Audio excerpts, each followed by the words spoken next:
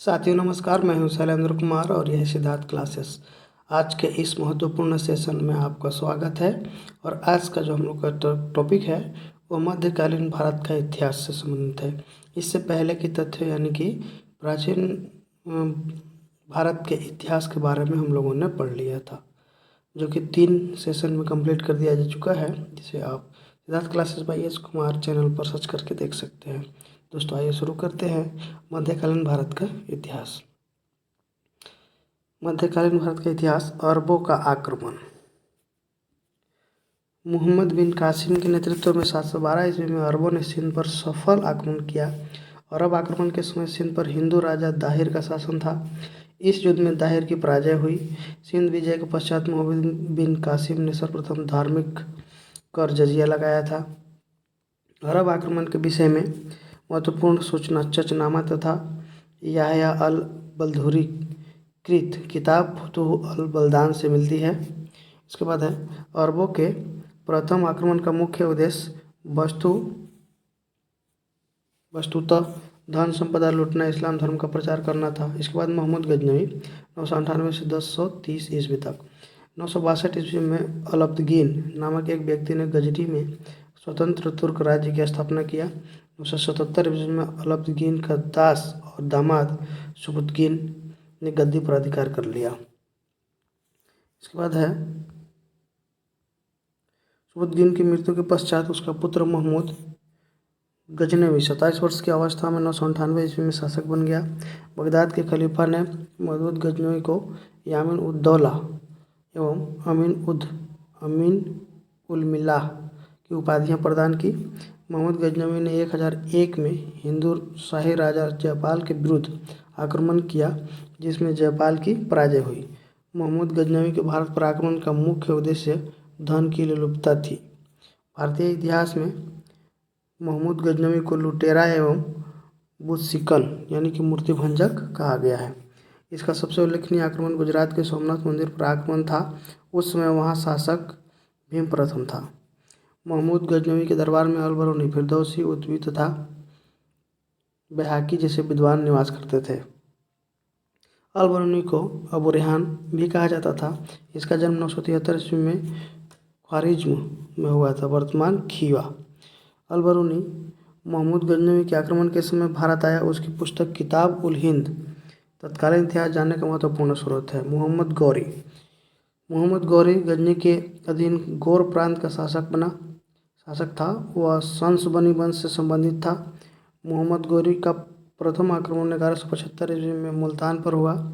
उस समय मुल्तान पर करमाती जाति के मुसलमान शासक थे। 1178 ईस्वी में गौरी ने गुजरात पर आक्रमण किया, किंतु मूलराज द्वितीय ने अपनी योग्य एवं साहसी विधवा माँ नायिका देवी के नेतृत्व में आबू पहाड़ के निकट गौरी को परास्त कर दिया।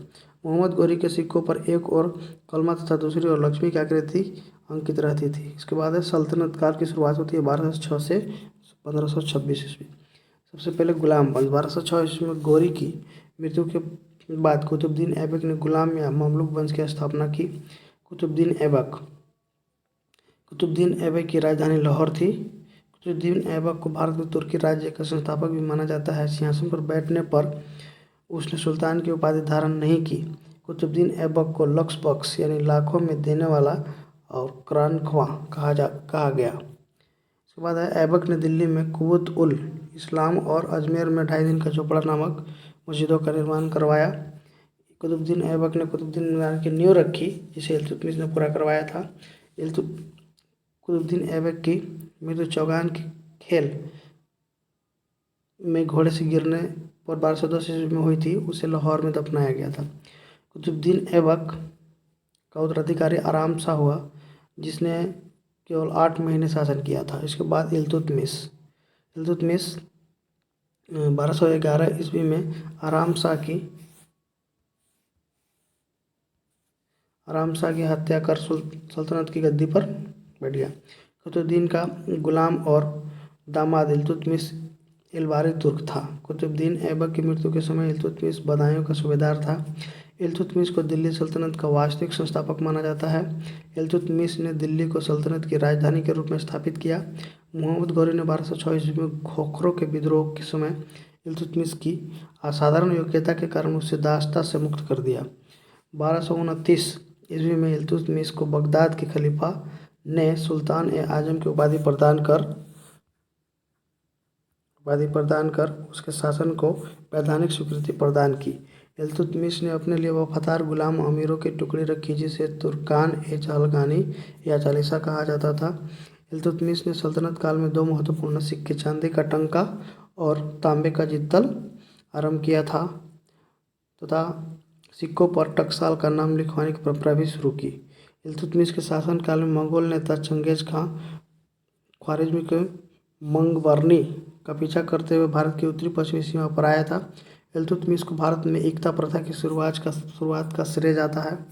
इल्तुतमिश की मृत्यु 1236 ईस्वी में हुई। इल्तुतमिश की मृत्यु के बाद तुर्की अमीरों ने उसके पुत्र रुकनुद्दीन फिरोज शाह को गद्दी पर बैठा दिया।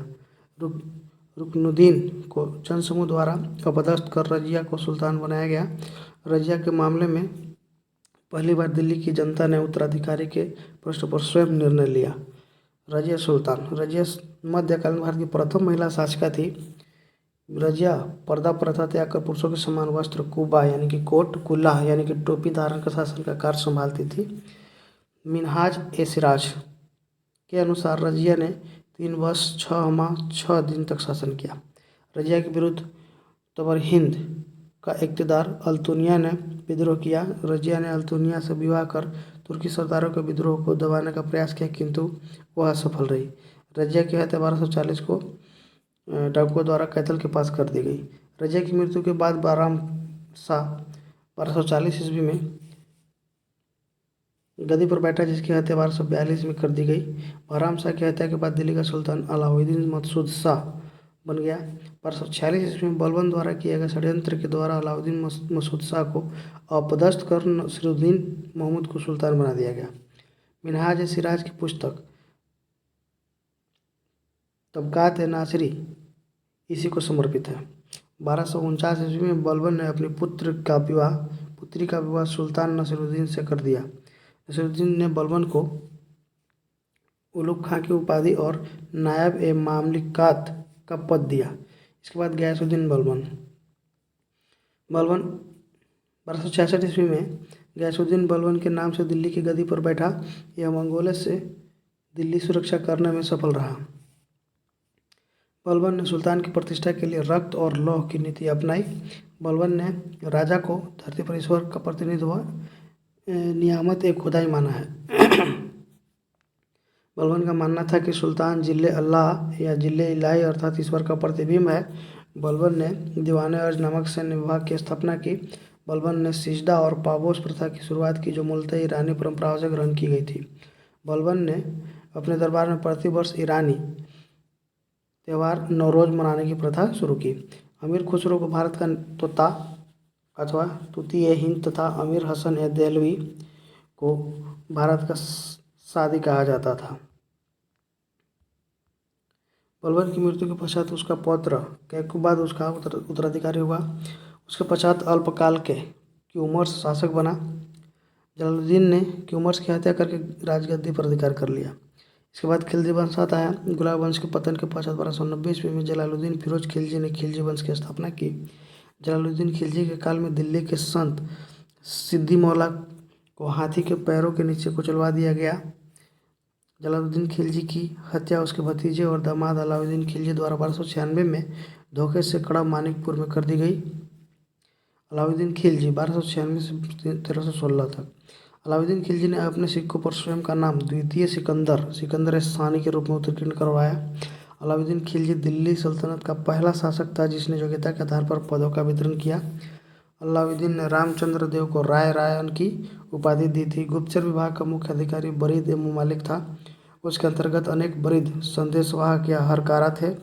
अलाउद्दीन ने राजस्व व्यवस्था से भ्रष्टाचार और लूट को खत्म करने के लिए एक नए विभाग दीवान ए मुस्तखराज की स्थापना की। अलाउद्दीन ने सीरी का किला, हजार खंभा महल, हौज ए खास, जमात खाना मस्जिद और अलाई दरवाज़ा का निर्माण करवाया। अलाउद्दीन ने केंद्र पर एक बड़ी और अस्थायी सेना रखी जिसे नगद वेतन देता था। अलाउद्दीन ने सैनिकों की हुलिया लिखने एवं घोड़ों को दागने की प्रथा प्रारंभ की।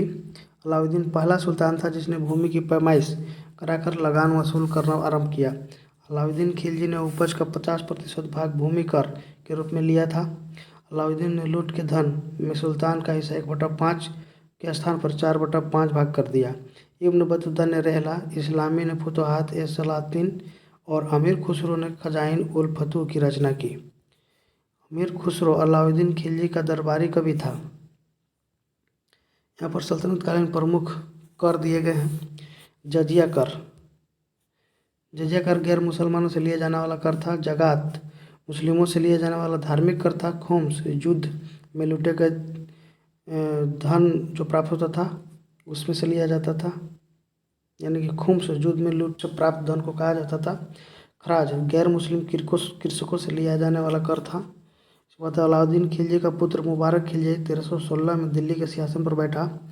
कुतुबुद्दीन मुबारक शाह खिलजी ने स्वयं को खलीफा घोषित किया और उल इमाम खिलाफत उल्लाह आदि उपाधियां धारण की। कुतुबुद्दीन मुबारक शाह खिलजी के बाद नसीरुद्दीन खुसरो शासक बन गया। इसके बाद तुगलक वंश आता है। गयासुद्दीन तुगलक या गाजी मलिक तुगलक वंश का प्रथम शासक था। इसने तुगलकाबाद नामक नगर का निर्माण करवाया। सुल्तान गयासुद्दीन तथा निजामुद्दीन औलिया के बीच संबंध कटुतापूर्ण हो गए। औलिया ने कहा था कि हनूज दिल्ली दुरस्त, हुजूर दिल्ली अभी दूर है। इसने सिंचाई के लिए नहरों का निर्माण करवाया। इसके बाद मोहम्मद बिन तुगलक, गयासुद्दीन की मृत्यु के पश्चात जौना खा या मोहम्मद बिन तुगलक सुल्तान बन गया। मोहम्मद तुगलक ने चांदी के सिक्कों के स्थान पर तांबे का सिक्का प्रतीक मुद्रा के रूप में प्रचलित किया था। इसके बाद दीवान अमीर कोही नामक विभाग जो कृषि से संबंधित था मोहम्मद बिन तुगलक द्वारा स्थापित किया गया। मोरक्को यात्री इब्न बतूता सुल्तान मोहम्मद बिन तुगलक के शासनकाल में 1333 ईस्वी में दिल्ली आया था। इब्न बतूता ने अपनी यात्रा वृत्तांत अरबी भाषा में किताब उल रहला नामक ग्रंथ में लिखा है। जैन धर्माचार्य जिन प्रभु सूरी जैसे अनेक विद्वान संतों को इसने संरक्षण प्रदान किया। मोहम्मद बिन तुगलक हिंदुओं का त्यौहार होली में सम्मिलित होता था। मोहम्मद बिन तुगलक की प्रमुख योजनाएं दोआब कर में वृद्धि, राजधानी परिवर्तन, सांकेतिक मुद्रा का चलन और खुरासान तथा कराचिल अभियान थी। मोहम्मद बिन तुगलक के शासनकाल में हरिहर एवं बुक्का नामक दो भाइयों ने यानी कि दक्षिण में 1336 ईस्वी में स्वतंत्र राज्य विजयनगर की स्थापना की। अक्सर यहाँ से प्रश्न पूछा जाता है और कई बार पूछा गया है। सुल्तान के निधन पर बदायूंनी लिखता है, सुल्तान को उसकी प्रजा को अपने सुल्तान से मुक्ति मिल गई। 1351 ईस्वी में मोहम्मद बिन तुगलक की मृत्यु के बाद उसका चचेरा भाई फिरोज शाह तुगलक 1351 से 1388 ईस्वी तक सुल्तान बना। फिरोज शाह तुगलक ने हिसार, फतेहाबाद, फिरोजाबाद तथा जौनापुर नमक नए नगर बसाए तथा अनेक नहरें भी बनवाई। उसने ब्राह्मणों पर भी जजिया कर लगाया। सर्वप्रथम लोक निर्माण विभाग की स्थापना का श्रेय फिरोज शाह तुगलक को दिया जाता है। हब ए सर्व अर्थात सिंचाई कर लगाने वाला फिरोज शाह तुगलक दिल्ली का प्रथम सुल्तान था। इसने दासों की देखभाल के लिए एक पृथक विभाग दीवान बंदगान का गठन किया था। फिरोज शाह तुगलक द्वारा स्थापित दार उल सफ़ा एक खैराती अस्पताल था। फिरोज शाह तुगलक ने अपनी आत्मकथा फुतुहात ए फिरोज शाही की रचना की। इसने जियाउद्दीन बर्नी एवं शमस सिराज अफीफ को संरक्षण प्रदान किया था। इसने अद्दा एवं बीख नामक सिक्के जारी किए जो तांबे एवं कांसे से निर्मित थे। फिरोज तुगलक ने ज्वालामुखी मंदिर को नष्ट कर उसके पुस्तकालय से 1300 ग्रंथों में कुछ फारसी में विद्वान अजीजुद्दीन खालिद द्वारा दलायत फिरोज शाही नाम से अनुवाद करवाया। नसीरुद्दीन महमूद तुगलक वंश का अंतिम शासक था। नसीरुद्दीन महमूद के शासनकाल में तैमूर ने भारत पर आक्रमण किया। इसके बाद सैयद वंश आता है। सैयद वंश के संस्थापक खिज्र खान ने मंगोल आक्रमणकारी तैमूर को सहयोग प्रदान किया था। इसके बाद खिज्र खान को तैमूर ने पश्चिमोत्तर सीमा प्रांत का गवर्नर बनाया था। खिज्र खान ने सुल्तान की उपाधि धारण नहीं की, वह रैयत आला की उपाधि से ही संतुष्ट रहा था। खिज्र खान के उपरांत मुबारक शाह शासक बन गया। इसने तारीख मुबारक शाही के लेखक याहिया बिन अहमद सरहिंदी को संरक्षण प्रदान किया। लोधी वंश। बहलोल लोधी ने लोधी वंश की स्थापना 1451 ईस्वी में की। इसने जौनपुर राज्य को दिल्ली सल्तनत में मिला लिया। बहलोल लोधी का उत्तराधिकारी सिकंदर लोधी था। सिकंदर लोधी यह लोधी वंश का सर्वश्रेष्ठ शासक था। इसने नाप के लिए एक पैमाना गज सिकंदरी का प्रारंभ किया था। सिकंदर लोधी के आदेश से एक आयुर्वेदिक ग्रंथ का फारसी में अनुवाद किया गया, जिसका नाम फरहंग सिकंदरी रखा गया। सिकंदर लोधी के समय गायन विद्या एक श्रेष्ठ ग्रंथ लज्जत सिकंदर शाही की रचना हुई है। सिकंदर लोधी गुलरुखी उपनाम से कविताएं लिखता था। विशेष बात, सिकंदर लोधी ने 1504 ईस्वी में राजस्थान के शासकों पर अपने अधिकार को सुरक्षित रखने के लिए आगरा नामक नवीन नगर बसाया था। मोठ मस्जिद का निर्माण सिकंदर लोधी के शासनकाल में हुआ था। यह मस्जिद लोधी स्थापत्य शैली का सुंदर उदाहरण है। इब्राहिम लोधी को राणा सांगा ने 1518 ईस्वी में खतौली के युद्ध में पराजित किया था। अप्रैल 1526 में पानीपत के मैदान में बाबर से उसका युद्ध हुआ, जिसमें इब्राहिम लोधी पराजित हुआ। लोधियों के पतन के साथ ही दिल्ली सल्तनत का भी अंत हो गया। दिल्ली सल्तनत का शासन व्यवस्था। सुल्तान की पदवी का प्रारंभ तुर्की शासकों द्वारा किया गया। मोहम्मद गजनवी सुल्तान की उपाधि धारण करने वाला पहला शासक था। केंद्रीय शासन का प्रधान सुल्तान था। सल्तनत काल में मंत्रिपरिषद को मजलिस ए खलवत कहा जाता था। इसके बाद दिल्ली सल्तनत के प्रमुख प्रशासनिक विभाग को उसके संस्थापक दिया गया है, जिसे हम लोग यहाँ देखेंगे। यहाँ दिया गया है दीवान अर्ज, यह सैन्य विभाग था। बलबन ने इसकी स्थापना करी थी। दीवान रियासत बाजार नियंत्रण विभाग था, अलाउद्दीन खिलजी ने स्थापक किया था। दीवान वकूफ़ व्यय विभाग था, जलालुद्दीन खिलजी इसका संस्थापक था। दीवान मुस्तखराज वित्त विभाग था, अलाउद्दीन खिलजी द्वारा बनाया गया था। दीवान कोई कृषि विभाग मोहम्मद बिन तुगलक के द्वारा बनाया गया। दीवान बंदगान दासों की देखभाल के लिए फिरोज शाह तुगलक ने इसकी स्थापना की थी। दार उल सफ़ा एक खैराती अस्पताल फिरोज शाह तुगलक ने इसकी स्थापना करवाई थी। इसके बाद है दीवान इस्तिहाक पेंशन विभाग था, फिरोज शाह तुगलक द्वारा यह स्थापित था। दीवान रसालत यह विदेश विभाग था। वरीद एवं मालिक गुप्तचर विभाग के प्रधान अधिकारी होते थे। सल्तनत कालीन प्रमुख पुस्तकें एवं लेखक दिए गए हैं। किताब उल हिंद अथवा तकीक हिंद अल बरूनी ने लिखा था। शाहनामा फिरदौसी ने लिखा था। तबकात ए नासिरी मिनहाज सिराज ने लिखा था। तारिख ए फिरोज शाही जियाउद्दीन बर्रे ने लिखा था। रहला इब्न बतूता ने लिखा था। किताब उल यामिन उतबी ने लिखा था। खजाइन उल फुतूह तुगलक नामा आमिर खुसरो ने लिखा था। श्री कृष्ण विजय मालाधर बसु ने लिखा था। इसके बाद विजयनगर साम्राज्य।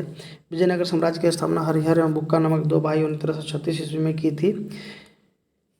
उनके पिता संगम के नाम पर उनका वंश संगम वंश पड़ा। कृष्णदेव राय तुलु वंश का शासक था। कृष्णदेव राय के शासनकाल को तेलुगु साहित्य का स्वर्ण युग कहा जाता है। कृष्णदेव राय ने आंध्र भोज, अभिनव भोज, आंध्र पितामह और यवन राज स्थापनाचार्य आदि का भी उपाधि धारण की थी। कृष्णदेव राय ने संस्कृत भाषा में जामवती कल्याणम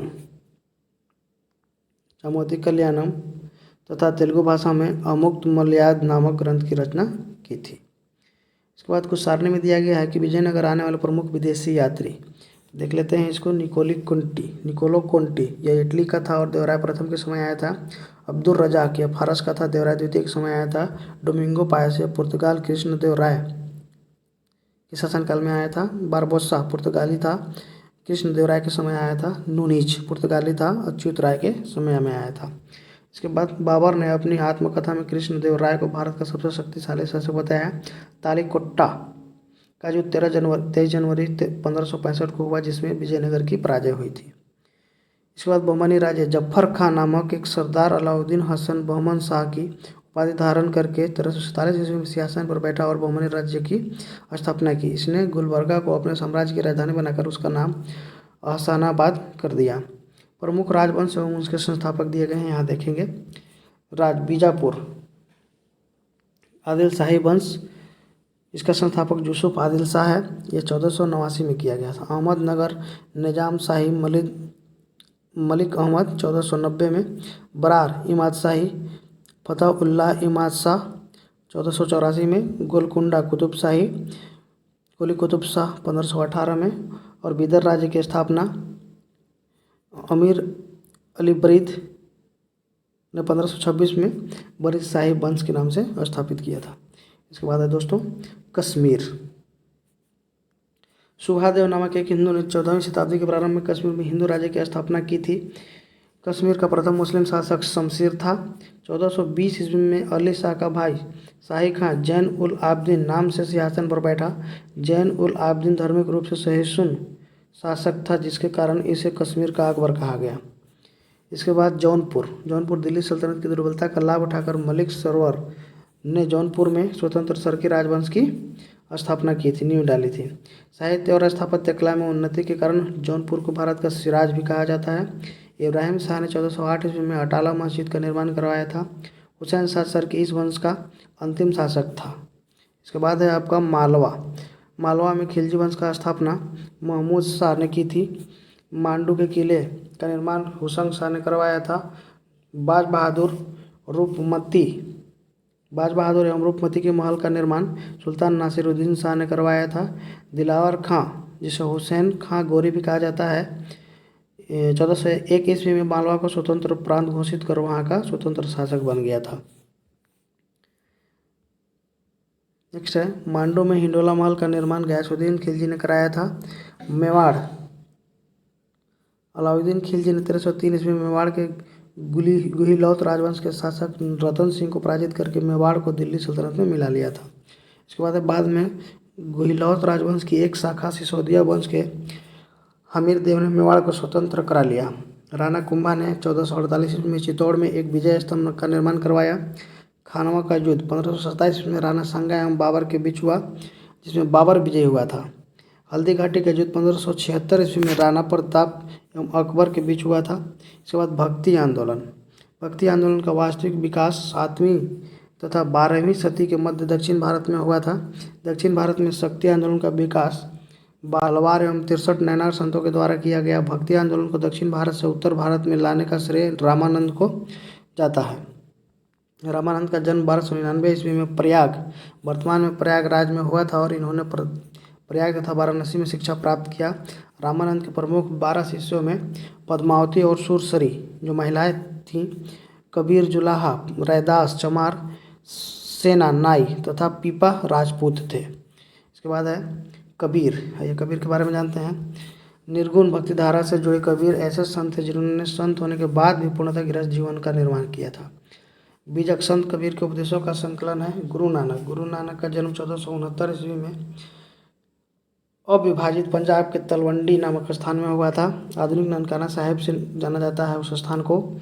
गुरु नानक 1469 से 1539 ईस्वी में सिख धर्म की स्थापना की थी। इसके बाद